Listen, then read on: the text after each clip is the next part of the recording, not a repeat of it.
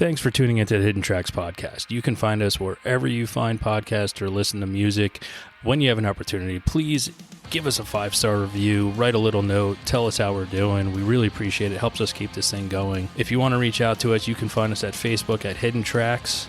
Instagram is at HiddenTracks99, and if you'd like to send in submissions or talk to us or give us any feedback about what we're doing, our email is myhiddentracks99@gmail.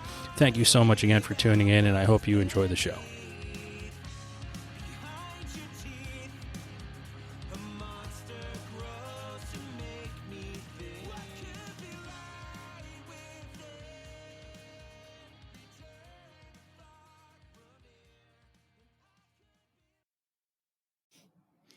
Here we are again, Hidden Tracks. Today I have Maxwell Planes, R&B, soul singer, hip-hop, funk, whatever you want to call it. That's what he's doing. So welcome to the show, Maxwell. Thank you very much. Thank you for having me. Oh, it's our pleasure here. Got to hear some of your stuff. Also heard something that's coming out soon too, which is totally dope. Excited for that. Excited for people to see that. Yes, indeed. So let's get down to it, man. I mean, you picked a lane, you're running in it. What brought you here? What brought you to the sound you're making? So prior to dropping all the music that I have right now, I had created, I think 2, maybe 3 projects of my own, but didn't necessarily feel genuine to my sound or to my message even. And I had been traveling, touring, doing studio work for a lot of other artists and been able to kind of peep game, kind of just see how other people are making their music, and along the way just really got inspired. And when I started to really just kind of feel comfortable with myself and really start to put out music that I felt was genuine to me, this is just what came out. Awesome. So when you got kind of a unique story in your family, and you're making music, and I don't want to seem insensitive to how you grew up, but people don't know, deaf grandparents, deaf parents. So guessing there wasn't a lot of music around for you, or was there? Because honestly, I'm ignorant to how that is. Yeah. So how I explain it to a lot of people is like, sometimes somebody will play a song and I'll be like, yeah, sorry, I don't know this song. And they'll be like, oh my God, what? How do you not know this song? And I always tell them, like, look, when I was growing up, like, I didn't have people putting me on to music. I didn't have like a mom that was like playing music throughout the house. I didn't have a dad that was like, listen to this, So I kind of had to, find everything on my own, which was, I think it was an advantage within itself. I was able to move freely and listen to whatever I wanted to listen to growing up. And, but as far as music being in the house, if it wasn't me playing it, there wasn't really any. Do you remember the first thing you found that will ring a bell to you? That it's, because it had to have been hard. I mean, it's a different story than what a lot of people got. So, I mean, if you were finding your own stuff, do you remember what it was that was the first thing you heard that just piqued your interest? If we're gonna like go really, really, really young, once I started going to school, that's when other kids start bringing music to school. That's when you start listening to radio on the way to school, stuff like that. And I grew up in that like NSYNC, Britney Spears, Red Hot Chili Peppers era. And I remember just Red Hot Chili Peppers being a big thing. And, also, free Britney. When I was a little kid, I remember fighting my brother over a Britney Spears CD. So,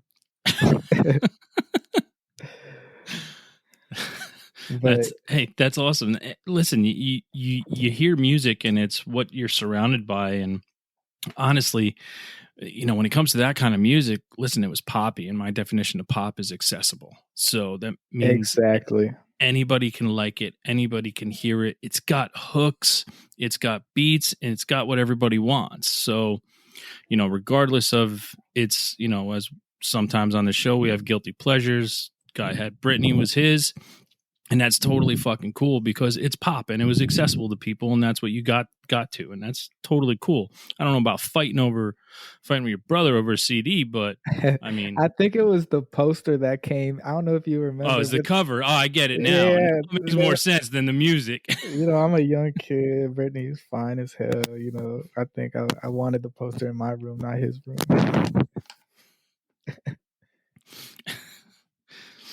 But So yeah, from that point, yeah, it was accessible. So from that point, what was your exploration? Like, how did you start to? Because I guess we could put some of your stuff. It's got that pop flair because it's accessible, but I think it's the sound of today. But like, how did your exploration like continue to go with that? Do you remember I'm not sure how old you guys are, but back when we had CD players, whatever was in your CD player, that's what you were listening to, unless you had like CD cases in your backpack. And when Get Rich or Die Trying by 50 Cent came out, that didn't leave my CD player for probably 4 years. Like, that was huge to me and still is to this day. 50 Cent. That's fucking awesome. If you want to know, I'm old as fuck, so it's totally cool. I get CD players. I grew up with records and tapes into the CD world, so I get it. My first car had a tape deck with a 6 CD changer in the trunk. So Yeah, I remember those. I was in Nashville 2 weeks ago, and somebody introduced me to somebody, and they said, "Hey, blah blah blah, I make this music. Check out my CD." And I said, "Awesome! Like, I definitely will." And when I got to my car, I was like, where do I put it? Where the hell is my CD player?" I hate that nowadays because I like CDs. I'm staring at a fucking wall of them right now, and Nice. I love having that physical, taking it, putting it, just getting it, and at the store, putting it in the car, being excited to drive home, listening to something totally new, and that's kind of out the window. Yeah, it is.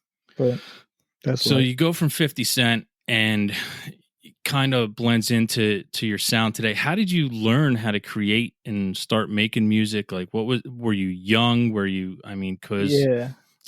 When I was in fourth grade, fifth grade, um, my mom started dating this dude who he really put me on this. He kind of like came into my room as a young kid and dropped like Bob Marley, Crosby, Stills and Nash, like all of fit like what was that? I was about to say Fish when I meant Pink Floyd. But thank just God. and and basically like, and he dropped a guitar in my room, and like that kind of opened up some new doors for me. And he was a fucking goofball. So but when he left the guitar, and that's kind of worth. I still have it to this day. That's where it started to develop. So Somebody, did you have lessons, or did you self-taught? Did you just start making a sound and being like, "Oh, that sounds right," or did you do the yeah. old tab game where you just figured it out? Hey, this sounds good. I'm going to use this. Basically like the first day he gave me that guitar, I learned like that intro to Redemption song by ear, like duh, duh, duh, duh, duh, duh, duh, duh. Mm-hmm. And so I kind of was just playing with it lightly, and I might have picked up a couple lessons here or there, but I think I was playing guitar lightly, not seriously, just having it around and strumming it for a few years before I took some lessons. And I think lessons came in about high school. Now, did you always see yourself as wanting to create? Was it something that just once you figured you had an instrument? Did you just want to create stuff? Or were you planning on, hey, maybe this is something I would want to do in the future? Or is it just that thing in high school? Listen, we've all had high school bands and, this is cool to do now, but, didn't have that drive. Actually, when I was like in elementary school, I'll never forget. I was having an argument. We would have this huge argument in elementary school for some reason. It was like, are you a Bow Wow fan or are you a Romeo fan? And like I started to like really dive into it, and by like elementary school, like even before maybe middle school, I was like, no, I know what I want to do. I want to do something with music. Like I was pretty sure about it from a pretty young age.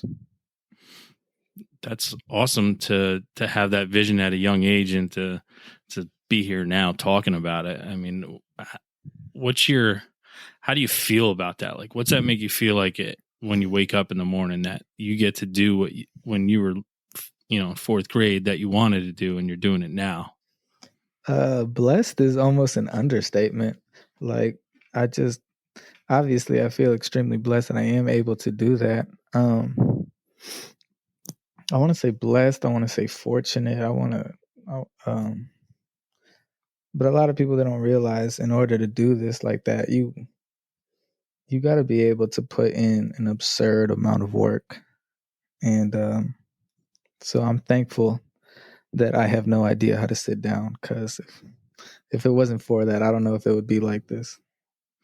Yeah, I think that's a lot of people don't understand. If they don't do it, for most people in this world, if you don't do it, you automatically think it's easy. You think someone becomes a rock star and it's easy for them. But to maintain something and do something, it's a lot of work. Same thing, doing this show. People think it's, you're just talking to people and that's it. No, like, you're there's done. so much. You got to plan things out. You got to make these connections. You got to schedule things. You got to get questions together that aren't like boring questions. You got to really be thought provoking. And that's probably just the tip of the iceberg. Yeah, and the same thing goes with I think anything that somebody does. Like somebody sees a landscaper, like, all he does is mow a lawn. Nah, fuck that. Have you ever done it? It's not that. He's got a schedule. He's got to figure out when he goes to that. Like there's so much that goes into it, and people I think everyone takes shit for granted when they don't do it because they can't do it, but they think it's easy, so they're not even willing to try. Yeah, that's facts. I believe that. Now, do you have anything that you like to listen to like unwind, or like do you pop genre hop, as we'll call it, even though genres, to me everything is just music, but everything is labeled somewhere. I mean, you go on Bandcamp nowadays, I don't know what half the fucking genres mean. Yeah. I know. But do you have something you roll with? Crazy. Yeah, definitely. I have I'd say I used to have playlist for every mood I had, but I don't have that necessarily anymore. But like on a regular day, like if I'm driving and nothing is crazy going on in my head, or if I'm just going from A to B, I'm mostly listening to some trap shit, something rad shit, something, I don't know. That's kind of what I listen to. But whenever I have anxiety or something, I like to listen to gospel music.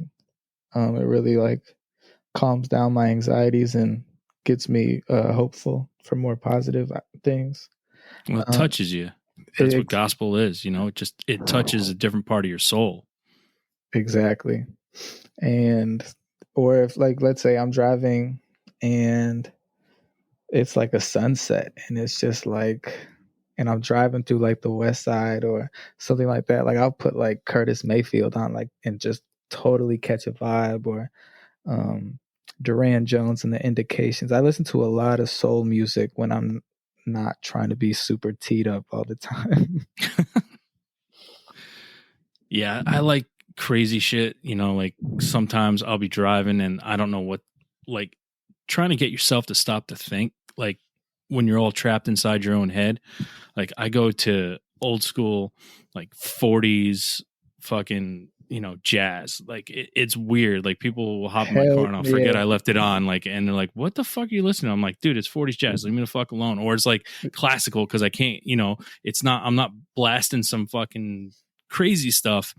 It's just like I was in my own head, and that's what I needed to use to get out of it. I fit 40s jazz is one of my it's my cleaning genre. Gets me real productive. Yeah. I just love I love the horns. My grandparents were a big part of my life, so I mean, and they grew up. My parents were born in the 40s, but so my grandparents lived it, and just Right. being able to grow up around them, and they were playing it all the time, and it was just a huge part for me to just be like, it makes me get out of my head and remember those times of watching my grandparents dance in the living room after dinner, to their music. That's beautiful. Do you have a favorite band and band artist, somebody that you can always count on? I know it's really hard to pick, one. It's totally tough. I get it. I always tell people I have like three, and it's three different genres. It's three different bands for three different moods. But like, do you have somebody that you always go to that you can count on? That's just, I need to listen to this today because I miss it, or it's my favorite band. I haven't listened to them in a while. Yes. I'd say Duran Jones and the Indications is a band that always hits for me. And doesn't matter where I am, how I feel, they always come through for me. Nice. Duran Jones and the Indications. Nice. It's like a new age soul band, I guess.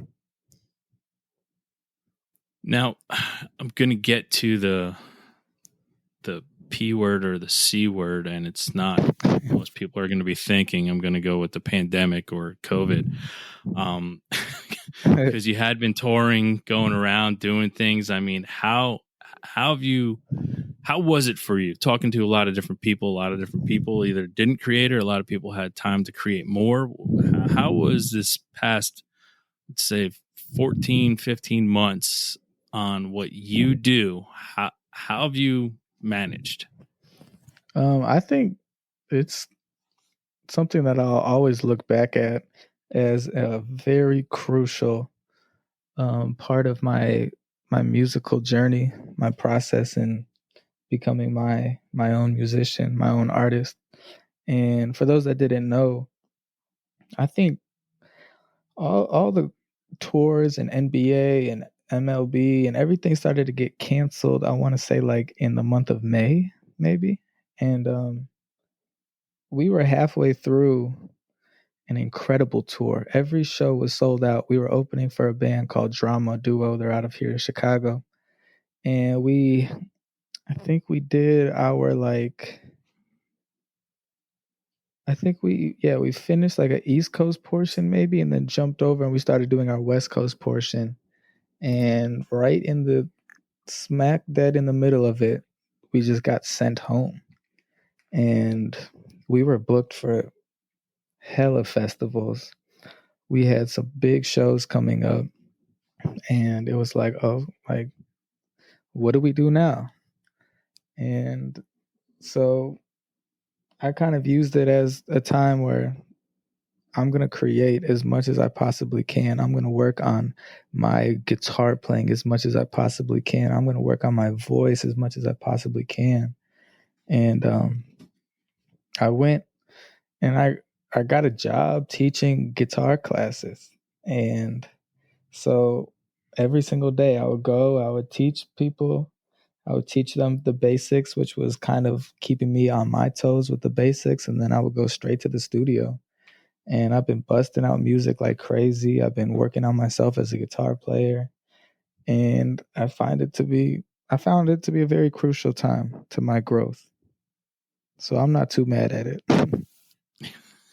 Yeah, sometimes I I feel guilty that I felt like I accomplished a lot in a really shitty time around the world. Like I would wake up in the morning and I'd say to my wife, like, because I was still doing stuff. I was still working. I was working on the show. I was, contacting people, and I was just doing a lot. And I was like, I feel bad because I know people who aren't doing a fucking thing, but is that just because I'm different that I'm just driven? Yeah, Or is it that I don't, maybe I'm doing something wrong. Maybe I am supposed to stop and just take this no. time to just do nothing. But I didn't know. Well, But I felt guilty always like being like talking to people like, yeah, no, I didn't do anything there. Like, what'd you do? I'm like, I had 3 interviews. And they're like, what? right. No, You know? you can't feel guilty about that. I mean, we're all wired a little bit differently, and nobody's right and nobody's wrong. But if we decided to take this opportunity to just keep moving, and like I said in the beginning of this interview, it's like I'm not an individual that knows how to sit down, and you probably aren't one either. No, my wife always says you got ants in your pants. Fucking stop it. Sit down. Exactly. I'm already thinking Exactly. about shit I got to do, fucking 10 things I got to do after this, and I can never just stop. My friend just look at me like, dude, Murph, just sit the fuck down. I'm like, just no. Yeah, I know that very well. Now, when you're creating something, and I mean, what's your process to start the creation? I mean, everyone's different when it comes to music. Some people find the sound, some people start with lyrics, some people just find a beat. What's your process to coming up with something new? And is it drawn out like some of the greatest songs in the world? They knocked out in 10 minutes in the studio, and it's like the number one hit ever. And other songs it took them 5 years to fucking create. What's your process like there? Yeah, it's constantly changing, and it's a little bit of both. And I'm trying to find my method that is, I guess the most, um, I don't know, the method that works best for me. I'm still looking for it, but I have songs like the song "Remember Me." I wrote that song. I've been working on that song maybe 2, maybe 3 years, but I want to say around 2 years before it ever got released. But last week in Atlanta, I made a song in the studio in a matter of 45 minutes, laid down the vocals to it, even did the drums and the guitar to it. And it's going to be on my next project, and I love it. And so I'm kind of taking a page out of that book because I really do like the um the swiftness of that process, because before, I have a lot of people help me with my music. If I know a great bass player, like, why would I not get this great bass player on my song? If I know a great piano player, why would I not get these, like, my ideal situation is not like me making everything for me, like, I just want to make great music. So I try to bring together a lot of people to do that. And that's when things start to take a long time. That's when songs start taking a couple years to make, is because, it's like I'm I'm not just on my time, but I'm on the bass player's time, the keyboardist's time, the trumpet player's time, maybe the background vocalist's time, and just getting everybody on the same page is a difficult thing. So I do a little bit of both. I'm currently working on a song with one of my idols. Her name's Melanie Faye, and I'm kind of pulling out some big guns for it. I'm getting my people together to really make a great record. And so I have a feeling that that song might take just a little bit longer than certain songs, but I'm trying to find the perfect medium in between the two. Do you have that problem? I mean, you brought up, you said making music for me, trying not to do that, but do you have that problem that where you're trying to sometimes too hard to maybe make it perfect, regardless of, and my thing is nothing's perfect. Nothing ever will be perfect. But when you try to make something perfect is when you get held up trying to be like, oh, it needs something more when, it might not. Do you run in that problem where you're like, after a while, you're just like, it's just no good, and you put it to the side? I want to say yes, but the answer is no. And the reason why I say that is because I have friends who sit with certain songs in their project files for a long time, and I'm always the first one to tell them, like, why are you not dropping this? And they'll be like, well, it still needs a little work. and I always say the same thing, like a song can always have more work to it. There's always something that can be done. But you got to get to a point where you're just like, all right, I feel good. All right, on to the next. Bounce it out. I feel good. On to the next. Bounce it out. And if I'm sitting in a session where I'm kind of struggling to make the song, like I like maybe one part of it, but I'm struggling to keep it moving forward, I'll just throw it right in the garbage because I like to keep a a good process. Yeah.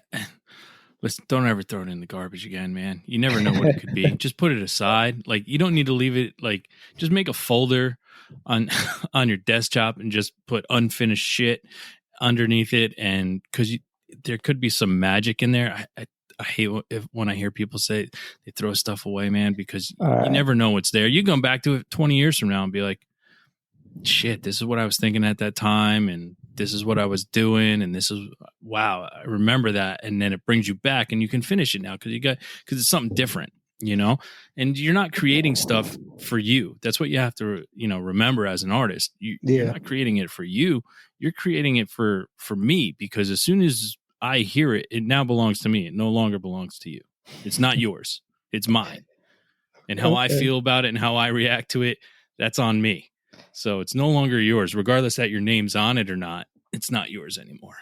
All right. I'll make that folder and I'll put it on my desktop and I'll start doing that.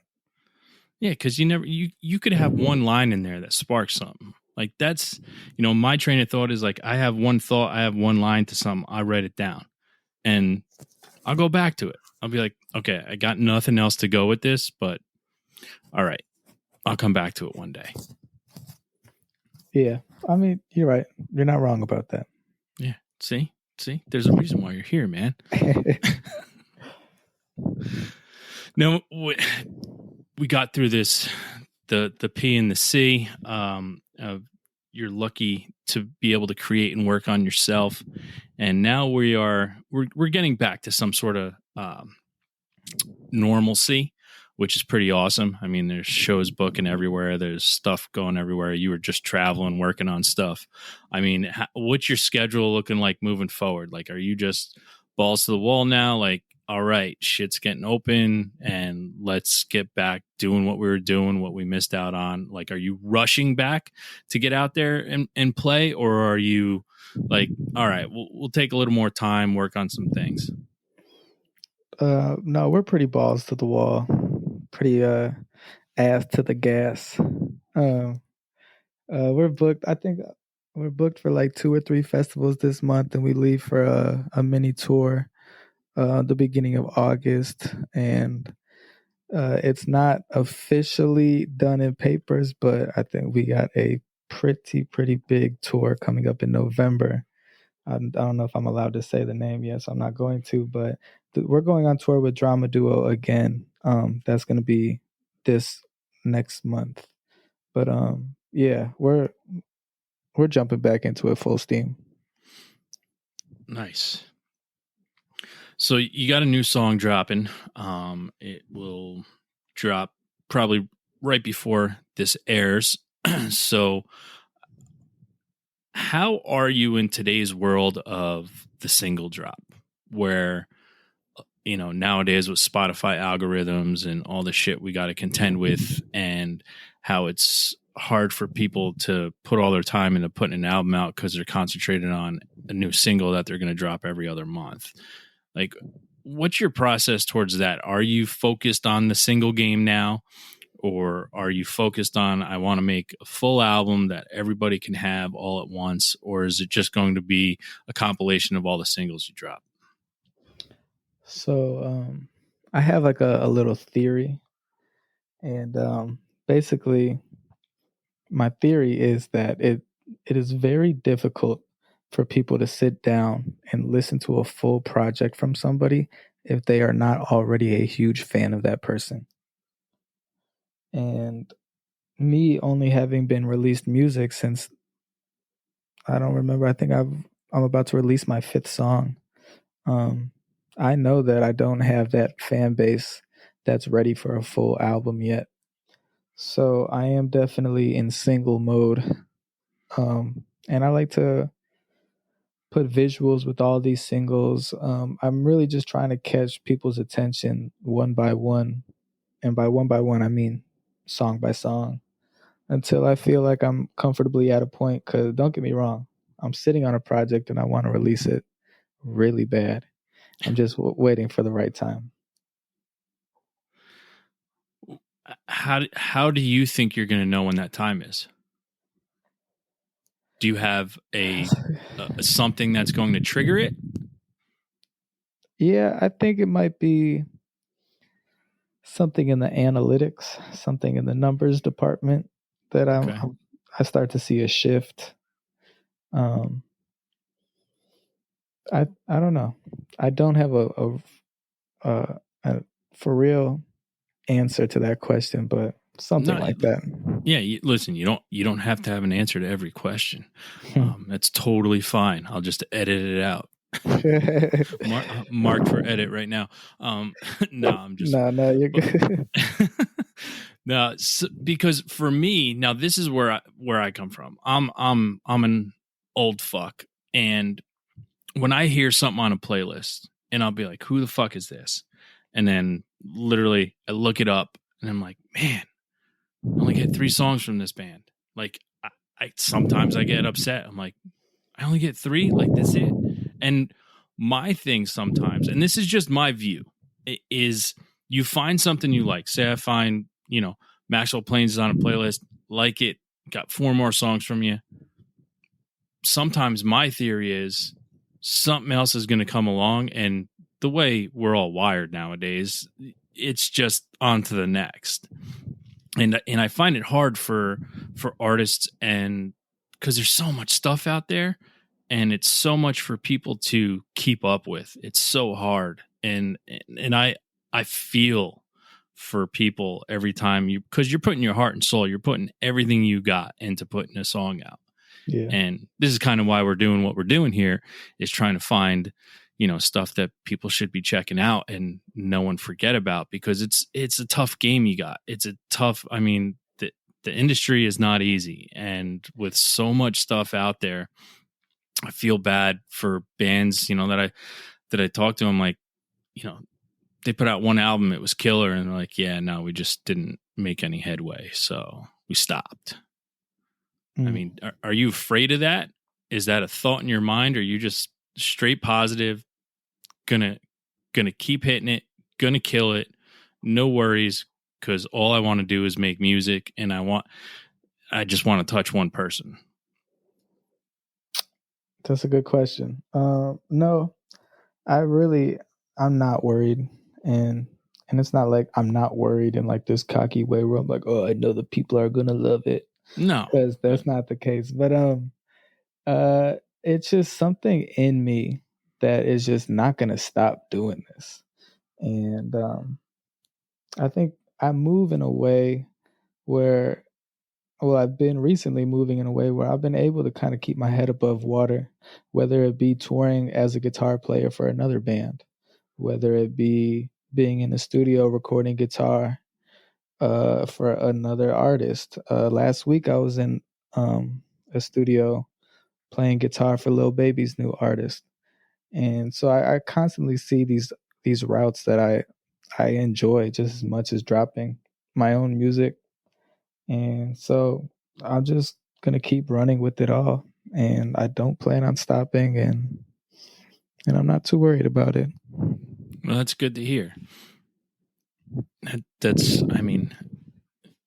you're being extremely cocky about it, but it's good to hear.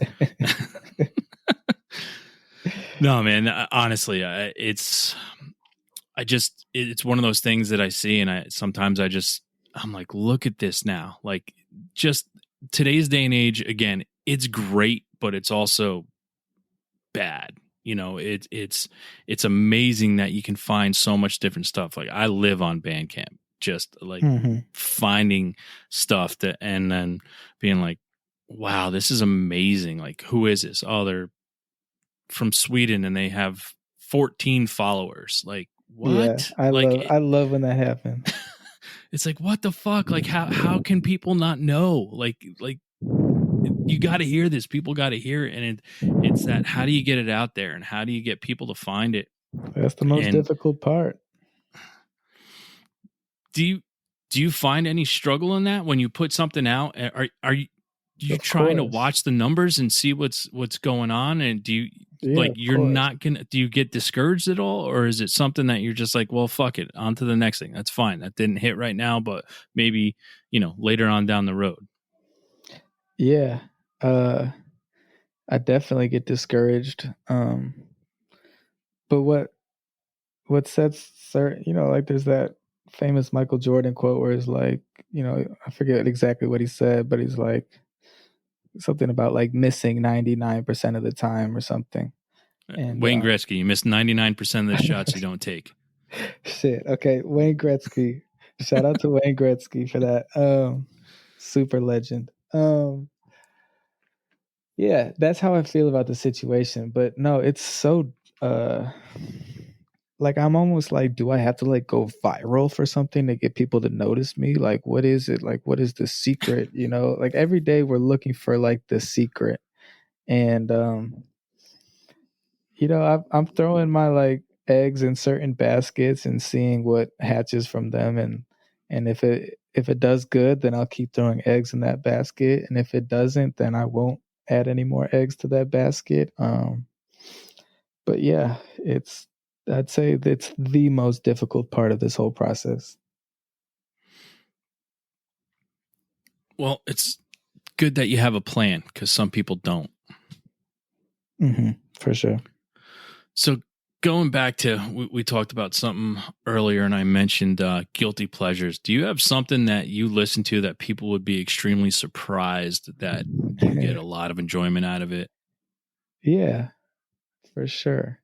I listen to a wide variety. I mean, like, I mainly listen to what I mainly listen to, but um,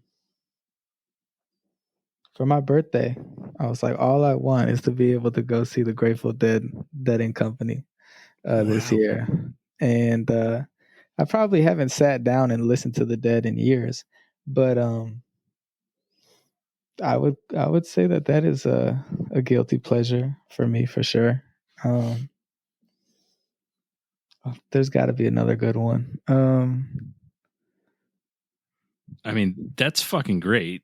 I mean, I'll be perfectly honest. I'm not gonna throw shade, but I don't get it. I don't know. People have tried. They're like, no, dude, no. I don't get it. You like it, man? It's awesome.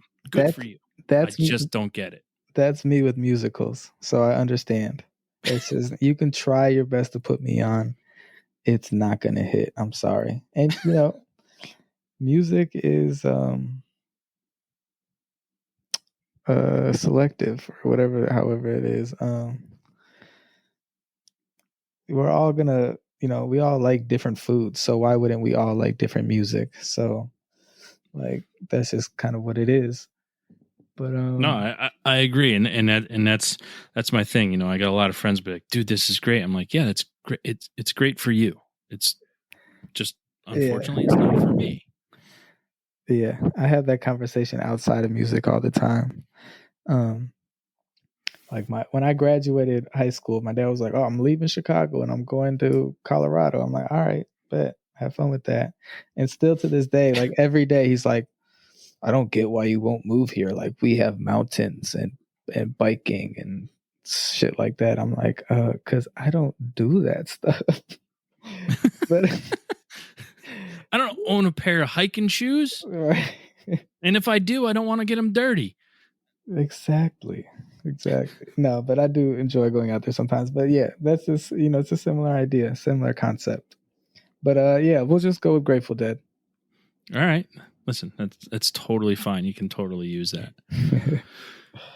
Do you have uh like an inspirational band? I mean, it's probably, you already named it, what your favorite band, but like something that you lean to when you're in a rut, and you need inspiration to keep going. Yeah. And it could be mentally, or it could be with writing music? Is there something that you lean on for inspiration? Yeah, for sure.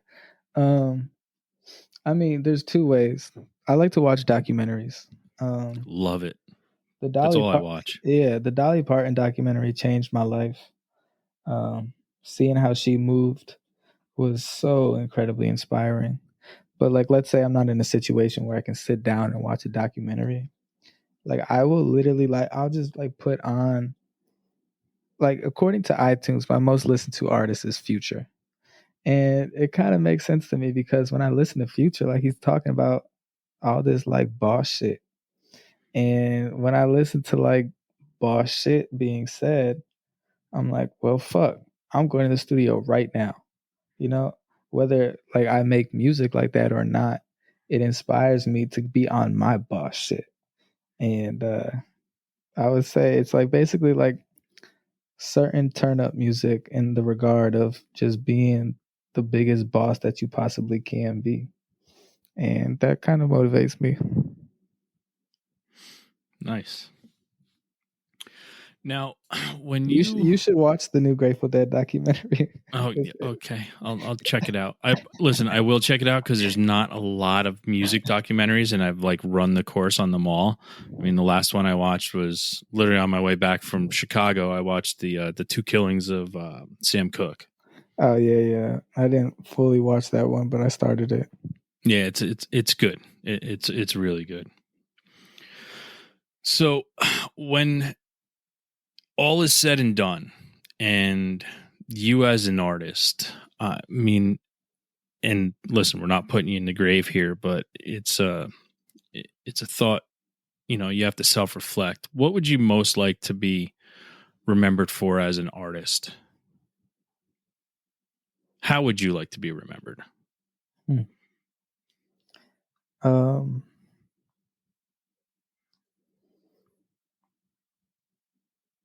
I just want to be remembered as a just a good musician, and it's like cliche as that sounds. Um, like I don't want to be remembered as like a problematic person, artist, diva kind of character. And to be honest, I never even think about that. I don't, and it's kind of weird that I've never even thought about this question before because it's definitely an important question for me to know the answer to for interviews or not for interviews, just for myself.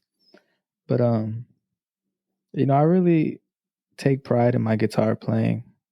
I take pride in my compositions that I put together in these songs, and I just want to be recognized for that. Nice. Here's another toughie. If you could only hear one more song, what would it be? We're gonna go down the gospel route. Okay. If I'm going to only listen to one song for the rest of my life, it's going to have to be "And You Don't Stop" by the Walls Group. All right. It's a really powerful song with some incredible singing, and Well, I'm going to check that out. I will never get tired of it ever. Awesome. So we're going to come in on our time, and my final question, how we like to end what we do here, is our weekly threes. It's three things you're listening to right now that you'd like people to check out. Could be new, could be old.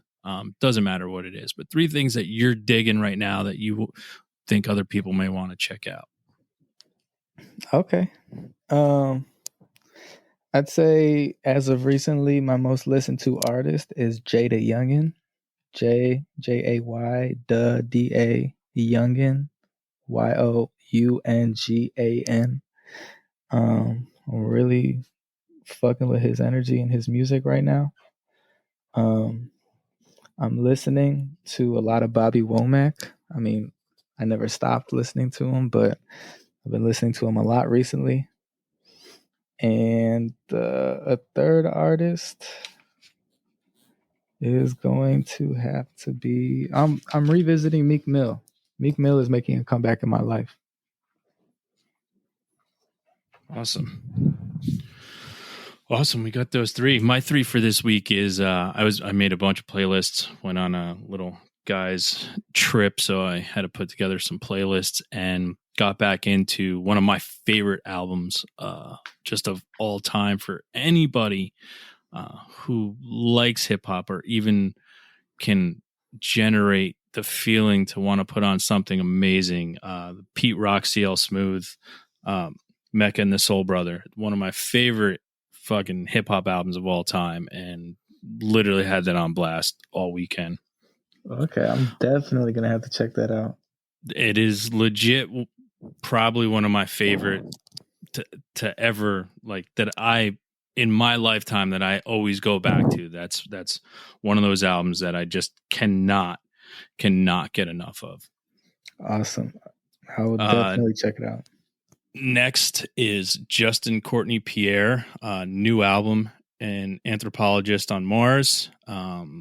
Pretty, if anybody has ever heard his stuff or seen what he's done, he's just brilliant. He lead singer of Motion City Soundtrack, did his own thing, still with Motion City Soundtrack, but he's just fucking awesome. Dope. And last but not least is because I watched another documentary. It was on my way to Chicago, and it was The Replacements, to get back into The Replacements and listen to that kind of stuff. Early punk rock that became actually just really good rock and roll. And I mean, the documentary was fantastic. So literally anything by The Replacements, just look it up, listen to it if you want to hear old punk rock and roll. That's the way to go. Those are my three for this week. Maxwell, I'd like to give you an opportunity right now to tell everybody how to find what you're doing, how you're doing it, find all the stuff that you got, your Instagram, your Facebook, your Twitter, your YouTube channels, everything. Now I'd like to give you an opportunity to let everybody know. All right, I appreciate that. Yeah, it's Maxwell Planes on everything, and Planes is spelled Planes, like airplanes. And so yeah, Instagram, YouTube. I even got some stupid little TikTok videos that are pretty funny. Maxwell Planes on everything. Well, thanks for being here, Maxwell. As again, everybody, go out, listen to Maxwell Planes, and have a great fucking time. Hell yeah.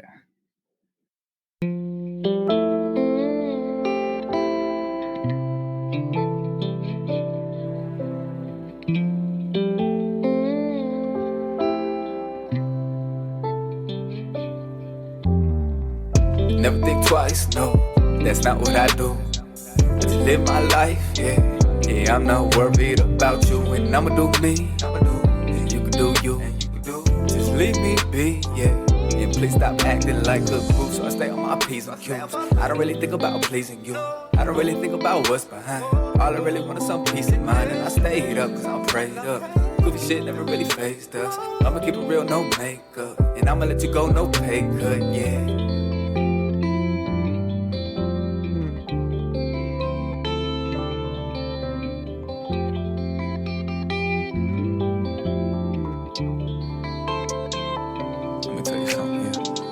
Way you play games, you the MVP.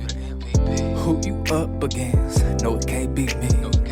You played yourself, then you lost the ball. Then you went all in, yeah, then you lost it all.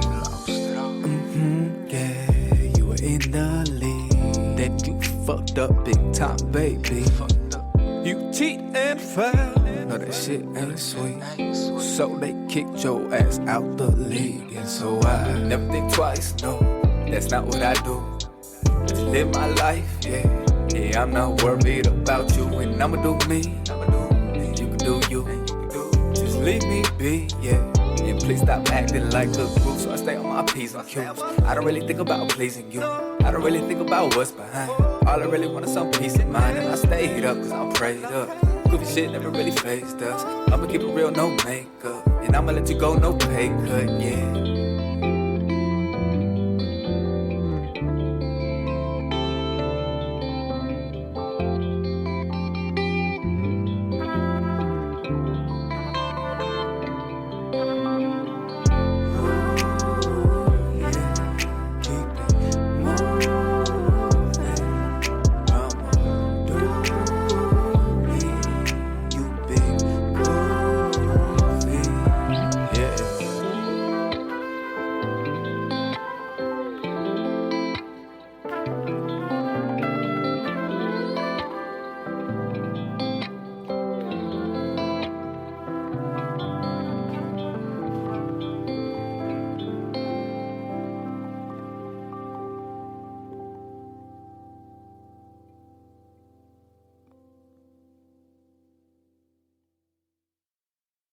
Thanks again for tuning into the Hidden Tracks podcast. We hope you enjoyed this week's show. Don't forget to follow us on Instagram at HiddenTracks99. Also, send all your submissions to myhiddentracks99@gmail.com. Tune in next week. You may find your new favorite band, and don't forget to go out and have a great fucking time.